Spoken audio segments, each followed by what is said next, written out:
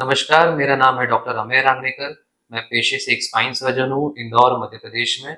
और आज हम बात करने वाले हैं सर्वाइकल माइलोपैथी पे।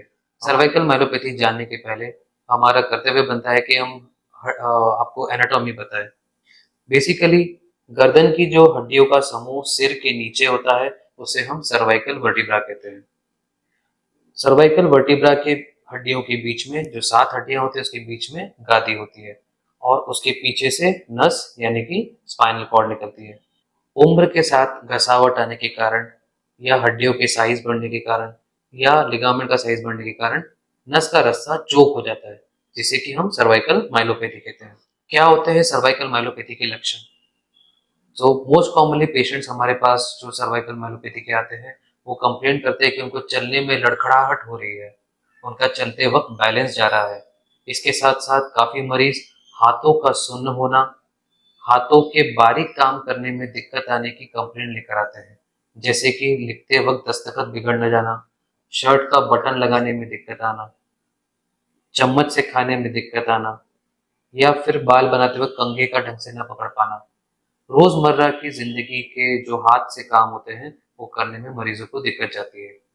सर्वाइकल माइलोपैथी की जो दिक्कत है, वो मोस्ट कॉमनली 60 से 80 साल के वयस्क लोगों में पाई जाती है और ये उम्र के कारण, हड्डियों के घिसने के कारण, नस के दबाव होने के कारण ये आती है।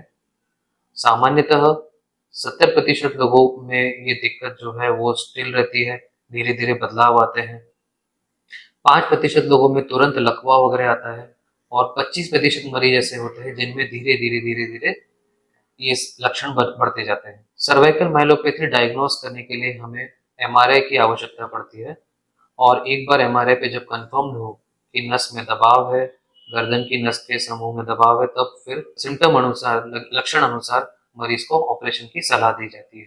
सर्वाइकल माइलोपैथी के लिए ऑपरेशन कैसे करना है, वो जनरली 2 अप्रोचेस से होता है। अगर आगे से करते हैं तो उसे एंटीरियर अप्रोच कहते हैं, पीछे से करते हैं तो पोस्टीरियर अप्रोच कहते हैं। कितने सर्वाइकल लेवल का समूह इन्वॉल्व है, उस बेसिस पे एंटीरियर या पोस्टीरियर अप्रोच डिसाइड किया जाता है। अगर आगे से प्रोसेस किया जाता है तो मोस्टली सर्जरी को एसीडीएफ, एसीसीएफ कहते हैं और पीछे से अगर किया जाता है तो सर्वाइकल लेमिनेटोमी कहते हैं, विद और विदाउट फिक्सेशन। सो सर्वाइकल माइलोपैथी के मरीजों को ये खासकर ध्यान रखना चाहिए कि उन्हें किसी भी लेवल पे सडन झटका, जर्क या वो गिरे नहीं, क्योंकि सडन नस पे दबाव से उनको हाथ पांव में लगवा सकता है।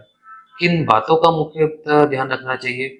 अगर उनके चलते वक्त लड़खड़ाहट बढ़ रही हो, हाथों का सुन्नपना बढ़ रहा हो या रोजमर्रा के काम करने में असमर्थता आ रही हो, तो आपको तुरंत डॉक्टर से मुलाकात करनी चाहिए और माइलोपैथी का इलाज करना चाहिए।